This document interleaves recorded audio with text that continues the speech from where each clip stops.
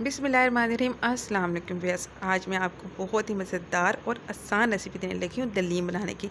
झटपट से बन जाएगी, कोई दिक्कत नहीं होगी इसको बनाने में। इसको बनाने के लिए आपने क्या करना है कि 1 पाव चने की दाल लेनी है। आप मकदार अपनी मर्ज़ी से लेनी है, बढ़ा भी सकते हैं, कम भी कर सकते हैं। अच्छा, अब आपने इसमें शामिल कर देना है दलिया। गंदम का दलिया लेना है 1 पाव। जितनी आपने चने की दाल लेनी है उतने ही आपने गंदम का दलिया लेना है। ठीक है, अब इसमें शामिल कर देंगे माश की दाल और चावल। आधा पाव माश की दाल और आधा पाव चावल शामिल किए हैं मैंने, और आधा पाव मूंग की दाल और आधा पाव ही मसूर की दाल शामिल की है। बस अब आपने क्या करना है कि सारी दालें जो हैं आपने भिगो देनी है। तकरीबन 1 घंटे के लिए इनको भिगो दें, पानी से अच्छी तरीके से वॉश करें और 1 घंटे के लिए इसको भिगो दें, भिगो के रख दें। और फिर इतनी देर आप गोश्त तैयार करें। गोश्त तैयार करने के लिए आपने 1 अदद प्याज कट कर लेनी है। कुकिंग ऑयल में 1 कप कुकिंग ऑयल में आपने इसको गोल्डन ब्राउन करना है और इसमें आपने गोश्त शामिल करना है। गोश्त जो है वो मैं 1.5 किलो इस्तेमाल कर रही हूँ। आधा किलो हड्डी है और 1 किलो जो है बोनलेस है इसके अंदर।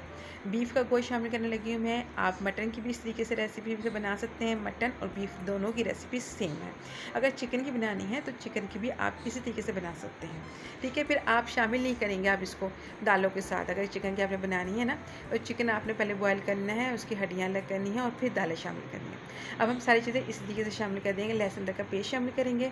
तकरीबन 2 गठियाँ जो होती हैं लहसुन की वो ली थी और थोड़ी सी अदरक ली थी, वो शामिल की है पेस्ट बना के। और 2 चम्मच मैंने शामिल किए हैं लाल मिर्च पाउडर और 2 चम्मच मैंने शामिल किए हैं हल्दी पाउडर।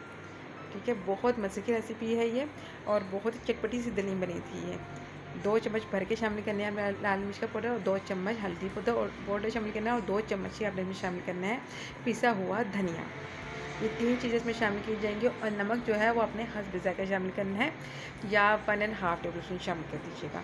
अब आप तमाम मसाले को जो है फ्राई करें, यानी कि बुनाई करें कि मसाला और ऑयल जो है वो अलग हो जाए। फिर इसमें शामिल कर दें दालें जो हमने सोख की थी दालें, वो हम इसमें कर देंगे शामिल। और फिर हम इसमें शामिल कर देंगे थोड़ा सा मज़ीद पानी कि दालें और गोश्त जो है वो गल जाए।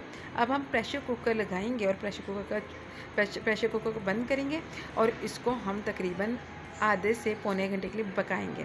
पहले तेज़ फ्लेम पे पकाएं। थोड़ी सी देर बाद जैसे ही सीटी बजने लगे तो अपने फ्लेम जो है हल्का कर दें ताकि दालें नीचे ना लगे। ये देखिए आधे से पौने घंटा पका है और मैंने जो है चूल्हा जो बहुत मीडियम फ्लेम पे इसको पकाया था, बहुत तेज़ फ्लेम पे आपने इसको नहीं पकाना ताकि इसका पानी जो है वो ख़त्म ना हो, वरना दालें नीचे लगेंगी और जल जाएंगी। इस तरीके से अब आपने क्या करना है कि इसके अंदर जो बोटियाँ और हड्डियाँ हैं ना, वो सारी की सारी कर लें अलग।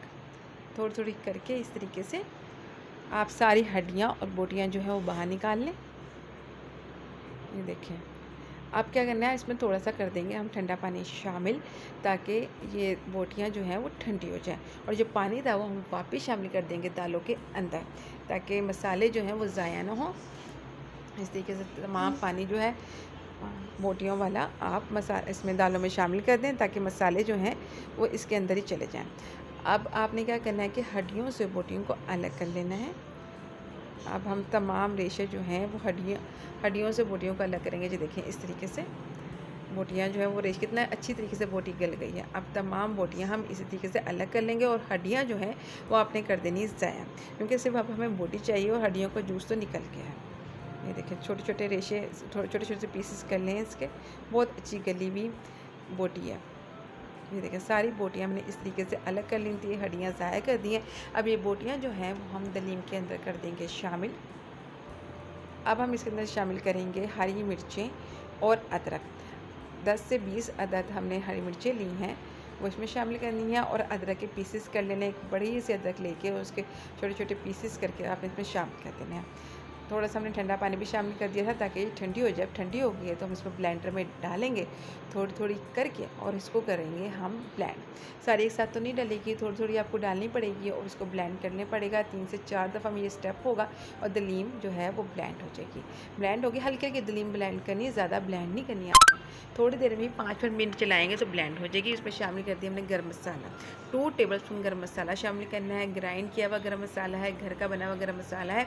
मेरी गर्म मसाले की रेसिपी देख लें, बहुत अच्छा गर्म मसाला बनता है। अब हम इसको करेंगे मिक्स।